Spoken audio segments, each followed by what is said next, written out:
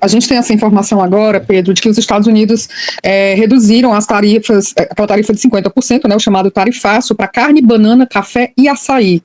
Né? Ainda não está claro exatamente quanto foi essa redução, se tirou esses 50%, como é que fica, né? Mas a informação que a gente tem é que esses itens aí tiveram sucesso na negociação. Um dos piores dias da vida de Eduardo Bolsonaro, por enquanto, né, Miola? Ele deve estar cortando os pulsos dessa hora com essa notícia, né? Ele, o Paulo Figueiredo, deve estar entrando em depressão. Imagina só, iniciar o final de semana com uma notícia dessas. Não, ele hoje, a Sara colocou pra gente na reunião de pauta, uma fala dele dizendo que esse encontro com o Mauro Vieira não durou nem 5 minutos, foi uma coisa rapidinha, né? Mas pelo jeito foi rápido e deu o resultado, né? Foi rápido lá no Canadá, mas ontem eles tiveram uma conversa longa. Ele não espera, ele é soldado, né, o Bananinha. O G1 está dizendo que a ordem executiva do Trump foi assinada hoje, há pouco. Então, ela acabou de ser assinada, essa ordem executiva, e ela não diz respeito só ao Brasil. Tá? É uma ordem executiva que está isentando vários produtos agrícolas que não são produzidos nos Estados Unidos das tarifas.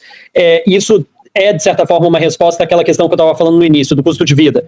Né? O governo Trump, nessas últimas 2 semanas, desde a eleição da terça-feira da semana passada, vem tentando diversas possibilidades diferentes para adereçar a questão do custo de vida nos Estados Unidos. Uma delas é essa, de diminuir as tarifas para produtos agrícolas não produzidos aqui. O café já virou um símbolo da inflação aqui nos Estados Unidos, isso é obviamente muito positivo para o Brasil, mas também é um reconhecimento, né, de que o preço das coisas aqui nos Estados Unidos, a inflação aqui nos Estados Unidos é puxada pela guerra comercial do Donald Trump.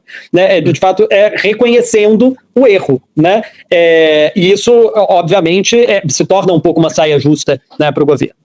Mas sobre a reunião, ao que tudo indica, foi uma reunião muito positiva. O Marco Rubio postou fotinha com o Mauro Vieira.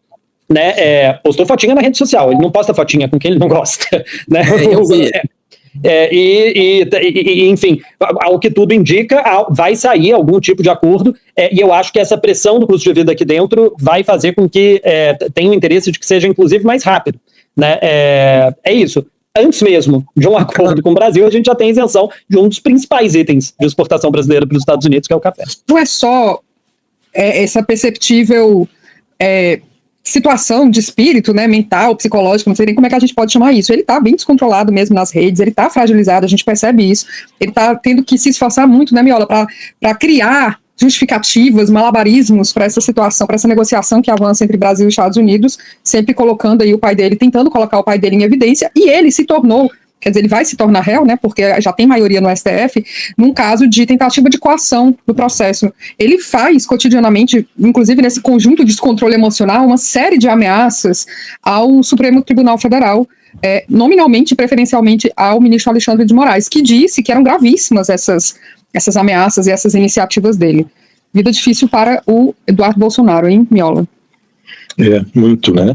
E tem, dentro desse inferno astral dele, tem uma dinâmica política que praticamente o isola, né, e paralisa um pouco esses movimentos que ele tenta fazer desde os Estados Unidos para impactar o processo eleitoral, que é um raciocínio que está sendo desenvolvido no campo da direita, de precipitar uma definição, e o que está sendo ponderado, e isso a crônica política já vem comentando, especialmente no dia de hoje, que o Bolsonaro terá de se decidir e fazer uma decisão muito pragmática que envolve ungir o candidato, e tudo indica que será o Tarcísio de Freitas, e retirar do cenário, porque uma das condições que o Tarcísio supostamente apresentaria para ser o candidato é que, além do Bolsonaro escolher ele como seu candidato, tire o seu filho do caminho, ou seja, o Eduardo Bolsonaro deixa de ser não atravanca. Então, esse é o inferno astral da situação do Eduardo Bolsonaro.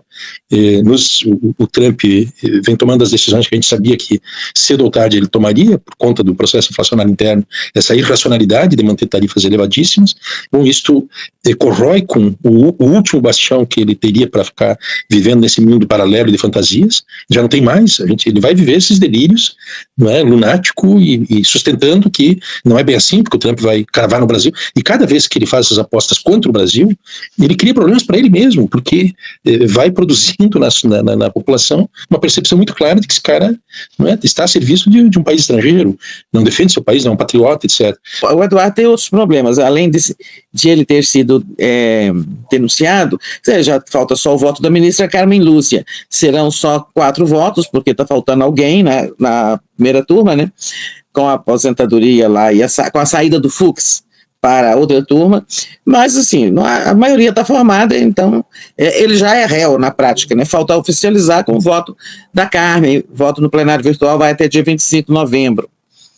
E tem um detalhe, ele está perdendo lá na coisa, no jogo de pressionar o Brasil através dos seus contatos com os Estados Unidos, né?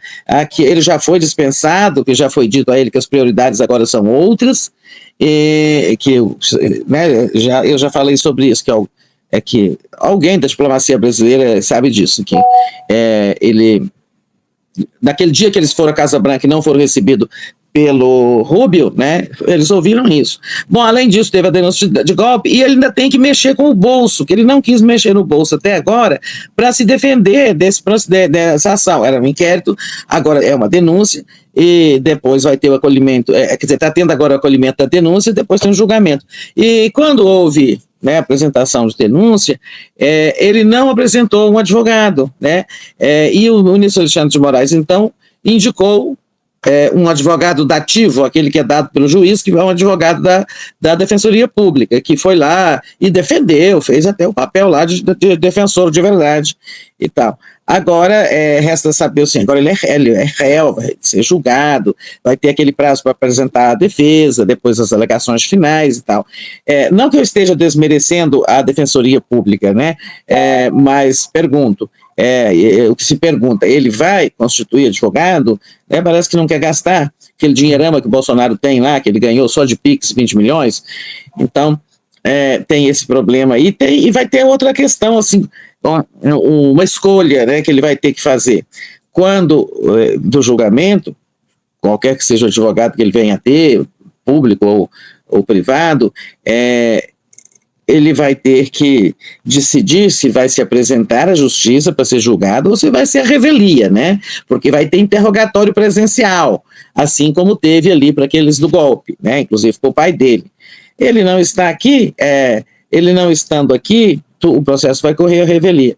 Ele vai resolver aparecer para enfrentar, em suma, enfrentar não é a palavra, para, né, se haver, prestar contas à justiça, não sabemos, mas se ele não vier e for condenado à revelia, vai se complicando, né? A situação dele depois vai ser condenado e o dia que pisar no Brasil vai ser preso.